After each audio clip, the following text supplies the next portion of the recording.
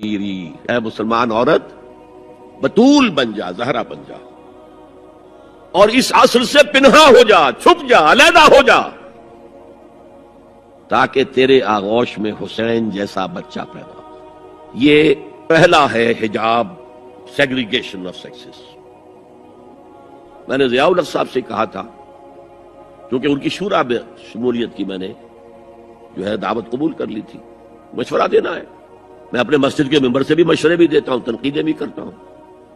جیسے انگریزی کا محاورہ right from the horse's mouth, تو right into the horse's ears کچھ کہا جا سکے تو اچھی بات ہے۔ میں نے ان سے کہا آپ نے پی آئی اے کو ڈرائی کر دیا، شراب بند کر دی، اچھا کام کیا، بہت عمدہ کیا۔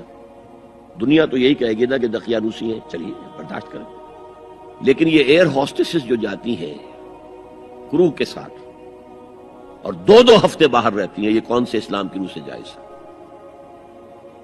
عورت محرم کے بغیر حج کو نہیں جا سکتی، محرم کے بغیر عمرے کے لیے نہیں جا سکتی، اور یہ قانون تھا پاکستان۔ میں نے کہا آپ عورت کو نہیں جانے دیتے حج کے لیے، حالانکہ وہ ادھیڑ عمر کی ہوتی ہیں، عموماً بوڑھی ہوتی ہیں۔ ہمارے یہاں جوانی میں کون کرتا ہے حج؟ بہت شاس۔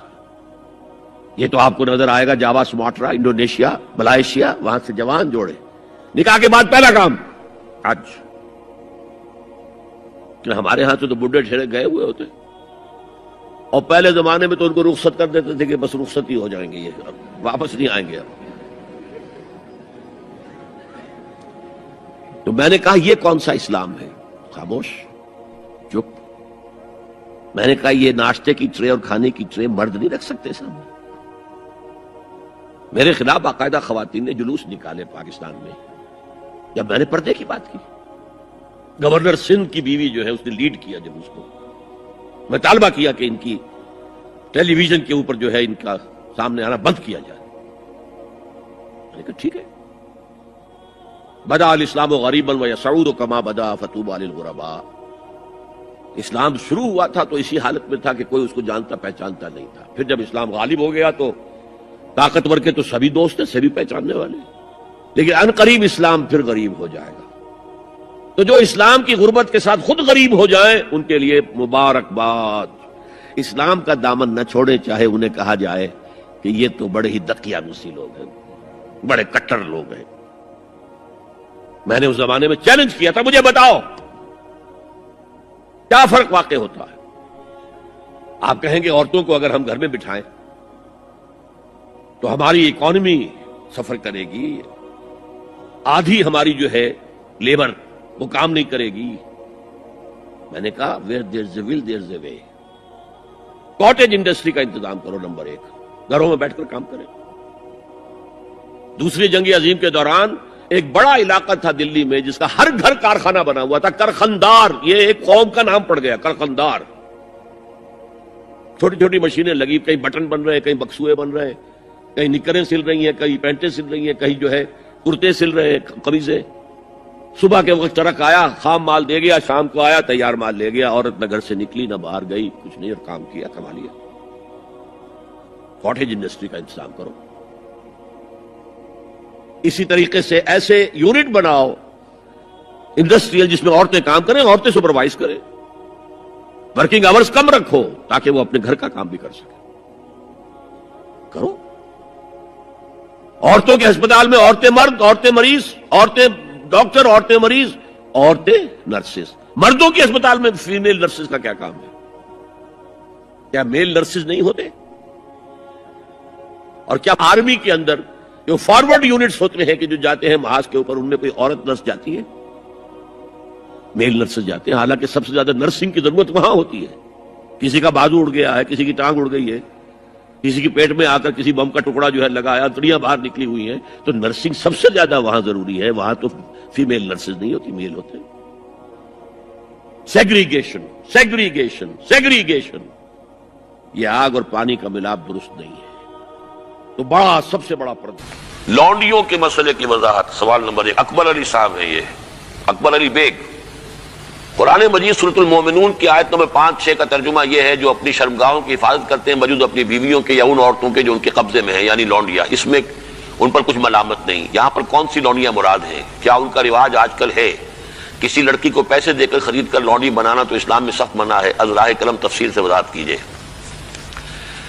دیکھیے، اسلام میں صرف ایک نوعیت کا غلام یا لونڈی جائز ہے، اور وہ ہے اگر جہاد فی سبیل اللہ ہو اور اس میں پی او ڈبلیوز کی حیثیت سے جو کہ کمبیٹنٹ جو کہ واقعتاً جنگ میں حصہ لینے والے ہیں، مرد اور عورتیں، جن کو آج کل پی او ڈبلیو بنا لیا جاتا ہے کہ وہ جو ہیں پرزنرز آف وار، ان کو اسلام نے اجازت دی ہے کہ بجائے اس کے کہ مستقل اس وہ کنسنٹریشن کیمپس میں پڑے رہے، وہ اس میں ان کو اسلامی معاشرے کے اندر جذب کرنے کے لیے ان کو تقسیم کر دیا جائے لوگوں کے اندر۔ یہ ہے در حقیقت اس کی غرض و قائد، اور وہ بھی ایسا ہو سکتا ہے کہ کہیں مبادلے کے اندر اگر شکل بہتر بن سکتی ہو تو اس کو بھی اجازت ہے، کہیں اگر سر فدیہ لے کر چھوڑ دینے میں کوئی قباحت نہ ہو تب بھی اس کی اجازت ہے۔ یہ سورہ محمد صلی اللہ علیہ وسلم کی آیت جو ہے اس کے تحت ہم پڑھ چکے ہیں۔ لیکن فرض کیجیے کوئی شکل ممکن نہیں ہے تو پھر کیا کریں؟ انہیں کنسنٹریشن کیمپس کے اندر رکھیں، وہ تو گویا کہ ایک مستقل لائبلٹی بھی آپ پر ہو گئی، اور نمبر دو یہ کہ ان کی اپنی زندگی اب نارمل ہو گئی۔ اس کی بجائے ان کو نارمل سوسائٹی میں جذب کرنے کا طریقہ یہ ہے کہ کلاس 2 سٹیزنز کی حیثیت سے وہ مسلمانوں میں اس معاشرے میں دے دیے جائیں۔ اس طرح کی جو خواتین ہوں گی ان کے ساتھ تعلق جو ہے جنسی وہ جائز ہے۔ یہ لونڈیاں جو اس طریقے سے لونڈی بنی ہو اس کی فروخت بھی جائز تھی۔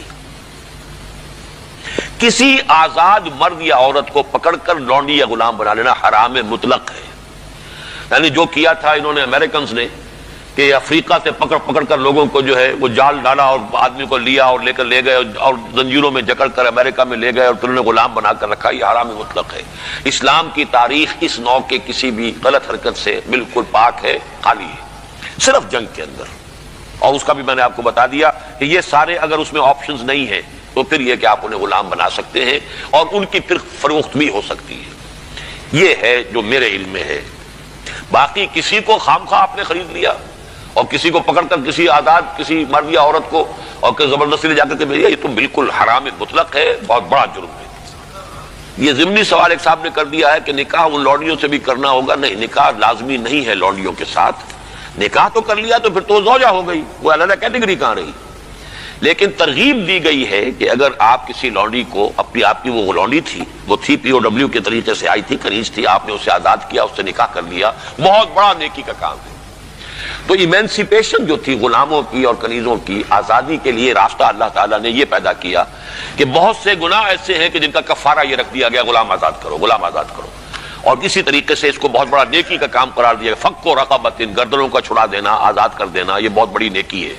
تو اس حوالے سے اس کا معاملہ اسی طریقے سے کسی لونڈی کے ہاں سے اولاد اگر ہو گئی تو اب وہ ام ولد ہو گئی، اب وہ لونڈی نہیں رہی، ام ولد ہو گئی، اسے فروخت آپ نہیں کر سکتے۔ صورت یہ ہے کہ اصل نماز نہیں ہے، لیکن یہ کہ وہ آپ کا اس کا درجہ جو عام سے وہ بڑھ جاتا ہے۔ یہ تفصیلی قوانین ہے، اصولی سوال جہاں تک تھا اس کے تک میں نے کر دیا ہے کہ اسلام نے یہ راستہ کھلا ہے اور اس کی حکمت کیا ہے، اور میں بھی بہت غور کرتا رہا، اس لیے کہ بظاہر تو اور یہ عن عبادت بن ثابت رضی یہ چیز جو ہے ذہن انسان کا اس کو قبول نہیں کرنے کو تیار ہوتا کہ اس طرح کا معاملہ بھی حضور نے ہونا چاہیے۔ لیکن میں سمجھتا ہوں کہ وہ جو جہاد فی سبیل اللہ کے دور میں ہونے والے ہیں، جن میں بھی حضرت علی اور حضرت عیسیٰ علیہ السلام کا معاملہ بھی ہوگا، اس میں میں سمجھتا ہوں یقیناً کوئی ایسے مراحل آئیں گے کہ جہاں اس انسٹیٹیوشن کو انووک کرنے کی ضرورت پیش آئے گی۔ اس کا راستہ باقی رکھا گیا، کھلا رکھا گیا، اگرچہ اس میں بڑی پابندیاں لگا دی گئی۔ یہ بھی ہے کہ غلام کو وہی کھلاؤ جو خود کھاتے ہو، وہی پہناؤ جو خود پہنتے ہو۔ کام کا بھی بوجھ اس پر اتنا زیادہ نہ ڈالو کہ شکل والا ہو جائے، خود بھی اس کے اندر شریک ہو جاؤ اس کے ساتھ۔ یہ ساری چیزیں ہیں، ان کے ساتھ نیک سلوک کرنا، اچھا سلوک کرنا۔ اسی کا نتیجہ یہ ہے کہ عالم اسلام میں ایک دور ایسا آیا کہ مشرق اور مغرب میں سب سے بڑی حکومتیں جو تھی وہ غلاموں کی تھی، جس نے کہ فاتحہ کی تلاوت نہیں کی، قرات نہیں کی، ان کو نماز تھا۔ قطب الدین ایبک کون تھا؟ یہ موقف ہے امام شافعی کا، یہی مسلک ہے ہمارے اہل حدیث بھائیوں کا۔ یہ خود محمود آپ چاہے اکیلے نماز پڑھیں، چاہے امام کی اسی طریقے سے ممالک کی حکومت ہندوستان میں خاندان غلامہ اور ممالک مملوک غلام ہے۔ ممالک کی حکومت عالم اسلام کی دو عظیم ترین حکومتیں غلاموں کی تھی، مغرب کے اندر آ کر دو جہری ہے ایک اتنے اونچے اور ایسے ایسے بڑے اساتذہ بن گئے کہ شہزادے ان کی دنیا سیدھی کرنے کو اپنے لیے فخر سمجھ رہے ہیں، اس لیے کہ بڑا علم لیا کہ اب وہ جو شہزادے جو ہیں وہ ان کی خدمت کر رہے ہیں۔ اسلام نے اس کے لیے بڑا حکیمانہ انداز اختیار کیا ہے۔ ایک یہ کہ پہلے ان کو بڑے نیچرل انداز میں معاشرے کے اندر جذب کر